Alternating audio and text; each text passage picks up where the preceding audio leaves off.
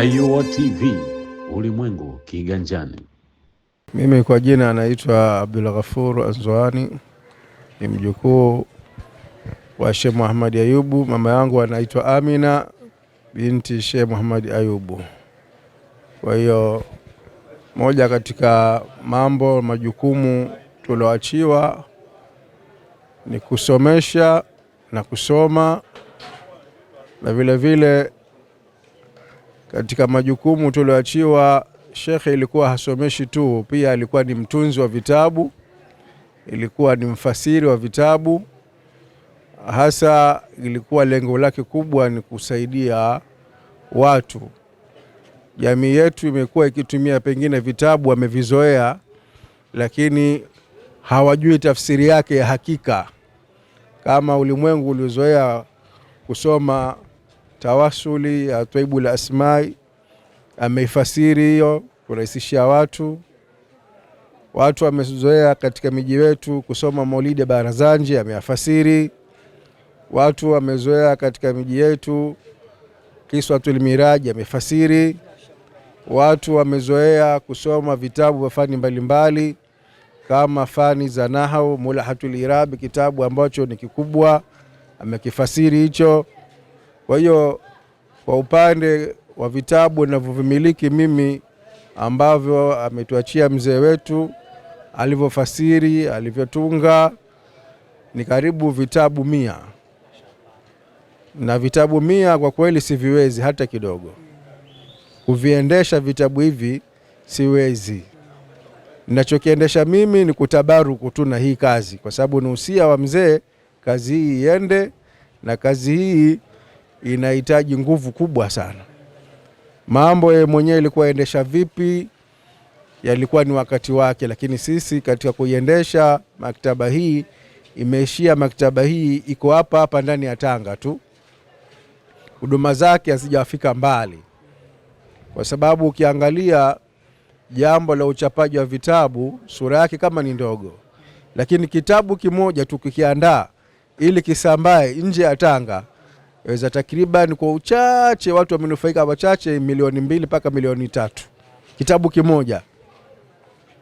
Sasa mimi na vitabu karibu 100, na kuna vitabu sijata vigusa ambavyo viko kwenye madaftari, vyataka viandikwe, vyataka vichapishwe, vipo tu kwamba hiki alifasiri, lakini hakijaingia katika utaratibu. Kwa hiyo na yeye mwenyewe alitamani katika majukumu yake asomeshe watu akiwa nao hai, na wasomeshe watu ikiwa ameondoka katika hii dunia, kwa maana wasomeshwe na wanafunzi wake kama shekhe wetu ambaye naye hapa, na vile vile watu wapate elimu yake kupitia tunzi zake, maana vitabu vyake. Kwa hiyo ulimwengu ulipofikia ni kuisambaza, hasa kwa sababu mwenye malengo yake elimu yake ifike mbali sana. Kwa hiyo amejitahidi umri wake wote, kama mwenye kauli yake alikuwa akisema, nitaitumikia elimu hii mpaka pumzi yangu ya mwisho. Na inajulikana, walimu wetu hapa najua, Sheikh Muhammad Ayubu kutokana na afya yake alikatazwa kidaktari asisomeshe, lakini hakukubali mpaka siku anatoka hapa kwenda hospitali. Ametoka darasani, mauti yamemkuta akitoka darasani, akaanza kuugua, lakini ametokea darasani, na yeye mwenyewe akisema kwamba kazi ameifanya, amewaachia wanafunzi wake ambao wanaweza kuifanya hii kazi duniani, lakini alisema ataka kufa shahidi katika kazi hii. Kwa hiyo kazi hii haikuishia tu katika kusomesha. Sheikh Muhammad Ayubu pia alijikita katika tunzi, ili mradi watu wanufaike kwa tunzi zake.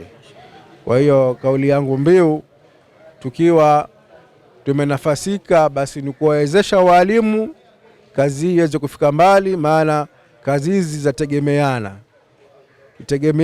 kati ya wale wenye elimu na watu ambao Mwenyezi Mungu amewapa vipato, wana nguvu ya kipesa. Mwenyewe alikuwa akisema kwamba walimu wanawachuoni wamejua faida ya elimu, alafu vile vile wanachuoni wamejua faida ya mali, ndio maana wanafanya kazi hii ya kusomesha kwa maana anaijua.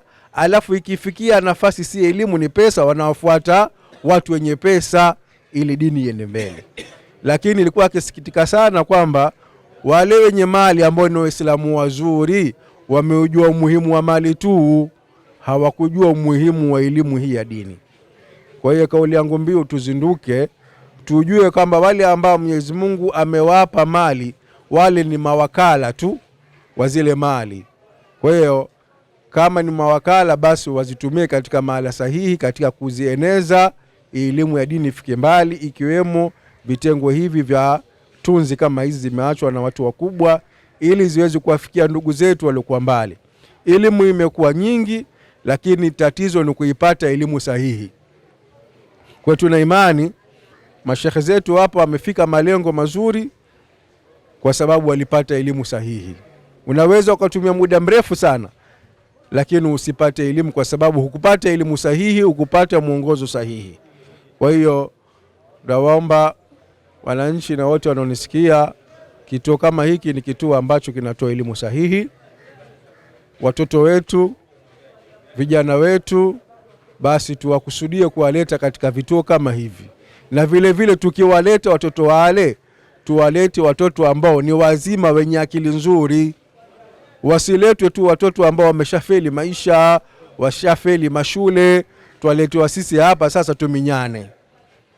Kila mmoja ambaye mtoto wake ni mzuri hataki naye ampeleka duniani.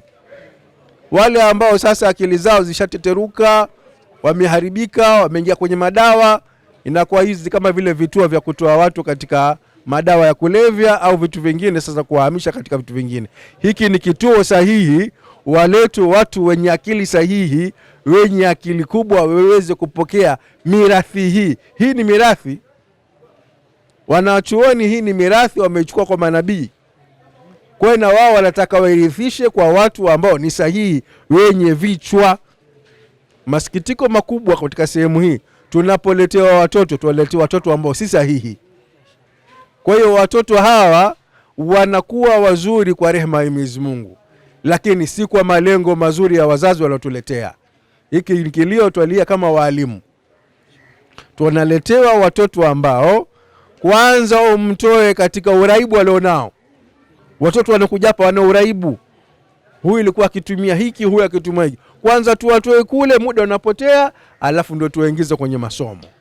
Kwa hiyo tuwaomba wazazi, mkituletea watoto wenu, mtuletee watoto sahihi ili muda usiwe mrefu. Mimi nadhani nishi hapa.